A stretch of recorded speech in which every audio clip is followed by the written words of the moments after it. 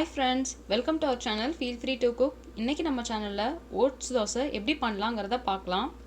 இது ரொம்ப ஹெல்தியான ரெசிபி.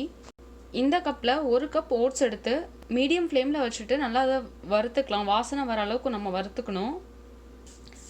இது வறுக்கிறதுக்கு ரொம்ப நேரம் ஆகாது. ஜஸ்ட் இதனோட ஃப்ளேவர் மட்டும் வந்தா போதும்.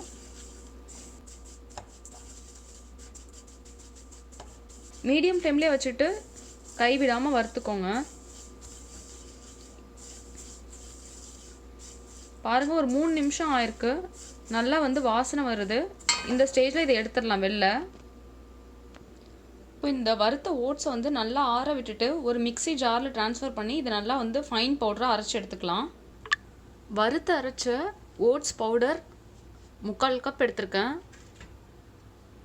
அரிசி மாவு 1/2 கப், ரவை 1/4 கப். இது கூடவே பொடியாக நறுக்குன வெங்காயம் ஆட் பண்ணிக்கலாம். நான் அரை பெரிய வெங்காயம் கட் பண்ணி வச்சுருக்கேன். அதோடவே கருவேப்பிலை, பச்சை மிளகாய், 2 பச்சை மிளகாய், ஒரு கைப்பிடி அளவு கருவேப்பிலை எடுத்து பொடியாக நறுக்கி இந்த மாதிரி சேர்த்துக்கலாம். கொத்தமல்லி இலை பொடியாக நறுக்குனது சிறிதளவு, சீரகம் 1/4 டீஸ்பூன், மிளகு 1/4 டீஸ்பூன். மிளகு ஆப்ஷனல் தான். ஏற்கனவே பச்சை மிளகாய் சேர்த்துருக்கோம். உங்களுக்கு எக்ஸ்ட்ரா காரம் வேணும்னா நீங்கள் இந்த மாதிரி முழுசாகவே போட்டுக்கலாம். இப்போது இந்த ரெசிபிக்கு தேவையான அளவுக்கு உப்பு ஆட் பண்ணிக்கலாம். இப்போது இதை நல்லா தண்ணி விட்டு கலந்துக்கலாம். நல்லா தண்ணியான கன்சிஸ்டன்சிக்கு இருக்கணும். ரவா தோசை கன்சிஸ்டன்சிக்கு இது நல்லா கலந்துக்கலாம் லம்ஸ் இல்லாமல். பாருங்க இது இன்னும் கொஞ்சம் திக்கா இருக்கு. இன்னும் கொஞ்சம் தண்ணி ஆட் பண்ணிக்கலாம்.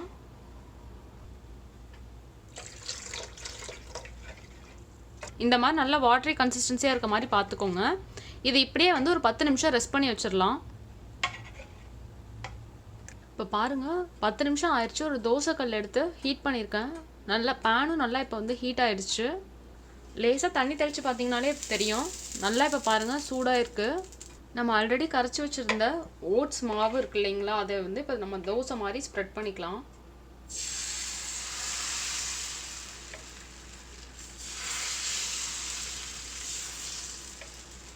இந்த மாதிரி நல்லா தண்ணியாக இருக்கணும் மாவு, பார்த்துக்கோங்க. அந்த மாதிரி இருந்தால் தான் நல்லா கிறிஸ்பியாக வரும்.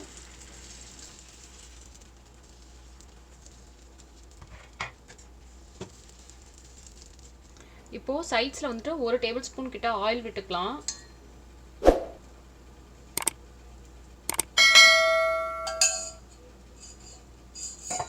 இப்போ இது நல்லா கிறிஸ்பியாக ஆகட்டும்.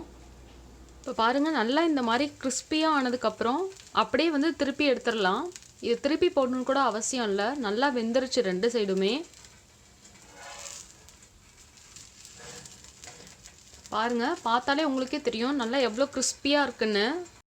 இப்போ பாருங்கள் ஃப்ரெண்ட்ஸ், நம்மளோட கிறிஸ்பியான ஓட்ஸ் தோசை சூப்பராக ரெடி ஆகிடுச்சு. இந்த ரெசிபியை கண்டிப்பாக நீங்களும் உங்கள் வீட்டில் செஞ்சு பாருங்கள். செஞ்சு பார்த்துட்டு உங்கள் கமெண்ட்ஸ் எங்களுக்கு சொல்லுங்கள். இந்த ரெசிபி பிடிச்சிருந்தா மறக்காமல் எங்கள் சேனலுக்கு லைக், ஷேர் அண்ட் சப்ஸ்கிரைப் பண்ணுங்கள். தேங்க்யூ.